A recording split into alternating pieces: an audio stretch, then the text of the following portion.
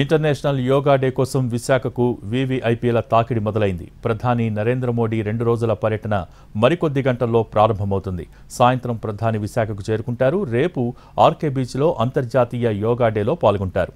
రేపు ఉదయం 11 గంటల సమయంలో తిరుగు పయనమవుతారు. పీఎం షెడ్యూల్, రికార్డు సృష్టించనున్న యోగాంధ్ర సన్నాహాలపై లేటెస్ట్ అప్డేట్స్ మా ప్రతినిధి రవిచంద్ర అందిస్తారు. భారత ప్రధానమంత్రి నరేంద్ర మోడీ 2 రోజుల విశాఖ పర్యటనకు కట్టుదిట్టమైన భద్రతా ఏర్పాట్లు జరిగాయి. ఈ రోజు సాయంత్రం 6 గంటల 40 నిమిషాలకు ఆయన నేవీ వైమానిక స్థావరం ఐఎన్ఎస్ డేగాకు చేరుకుంటారు.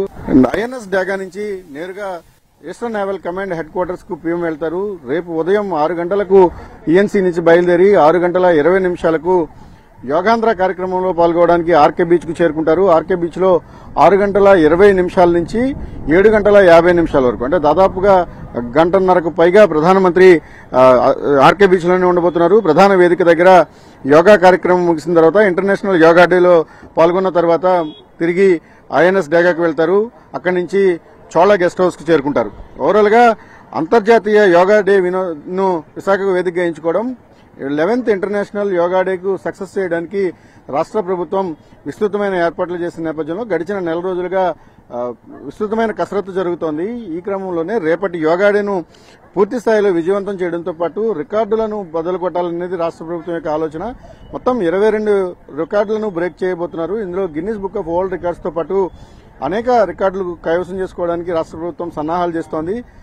5 లక్షల మందికి పైగా ప్రజలతో ఏకకాలంలో యోగా దినోత్సవం చేయడం అనేది ఇదే తొలిసారి. ఇది ఒక రికార్డుగా కాబోతోంది. విశాఖపట్నం ఒక చారిత్రక ఘట్టానికి సాక్ష్యంగా నిలబడుతుందని అధికార వర్గాలు చెప్తున్నాయి. ప్రస్తుతం ఏదైతే బీచ్ రోడ్ ఉందో, బీచ్ రోడ్ మొత్తం కూడా విశాఖపట్నం నుంచి, అంటే ఆర్కే బీచ్ నుంచి భీమునిపట్నం వరకు ఉన్న 30 కిలోమీటర్ల స్ట్రెచ్ లో 5 లక్షల మంది ఏకకాలంలో ఈ యోగా దినోత్సవ వేడుకల్లో పాల్గొతున్నారు. ఈ ఇంటర్నేషనల్ యోగా డేను ప్రధాని నరేంద్ర మోడీ విట్నెస్ చేయడం ఒక కారణమైతే, అదే సమయంలో ఒక డిక్లరేషన్ కూడా ఆంధ్రప్రదేశ్ ప్రభుత్వం ఆమోదించబోతోంది. ఒక డిక్లరేషన్ కూడా ప్రకటించబోతోంది.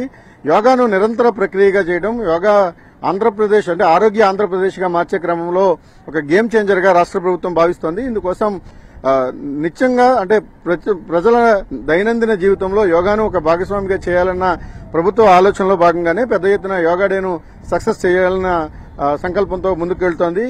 ఇవాళ రేపు విస్తృతమైన తుది మెరుగులు దిద్దుకునే ప్రయత్నాన్ని చేస్తున్నారు. విశాఖపట్నానికి సంబంధించినంత వరకు ఇప్పటికే పూర్తి స్థాయిలో ఏర్పాట్లు కావచ్చు, భద్రతాపరమైన సన్నద్దత అంతా కూడా పూర్తయింది. ఈ రోజు మొదటి రికార్డు ప్రారంభం కాబోతోంది. అది గిరిజన విద్యార్థులు 108 సూర్య నమస్కారాలను ఒకేసారి వేయబోతున్నారు. 26,000 మంది ఆంధ్ర యూనివర్సిటీ వేదికగా చేసే ఈ ప్రయత్నం తొలి రికార్డు అవుతుంది. ఒక విధంగా ఇది రికార్డు బ్రేక్ గానే అధికార వర్గాలు చెప్తున్నాయి.